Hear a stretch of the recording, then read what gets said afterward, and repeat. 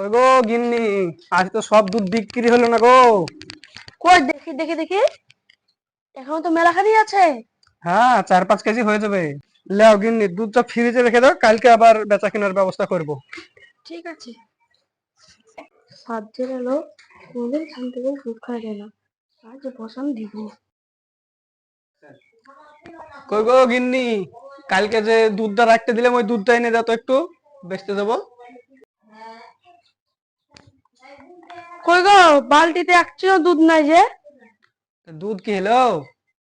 তাহলে আমাদের পুষা বেড়ালে সব খেয়ে গেছে। পুষা বিড়ে সব দুধ খেয়ে লেছে মানে? কই দেখি বালতি। সত্যি তো, একটু দুধও নাই। বিড়ালে সব খেয়ে লেছে। কই দেখি বিড়ালটা নিয়ে আয় তো, আমার সন্দেহ হচ্ছে। দাঁড়াও নিয়ে আসছি। বিড়ালটাকে বেঁধে রেখেছো না? ওই যে দুধ খেলে চলে তো বেরিয়ে গেছি। ও আচ্ছা। কি ব্যাপার গিন্নি, বিলাইয়ের ওজন হচ্ছে না 5 কেজি, আবার দুধ খেলেছে 5 কেজি। এটা যদি আমার বিলাই হয় তাহলে আমার দুধ কই? আর এটা যদি আমার দুধ হয় তাহলে আমার বিলাই কই? সাত দিনের লোকে দুধ বিলাই দুধ খেয়েছে তো আবার মাপার কি আছে তো। তোর মুখে কি লেগে রে বা?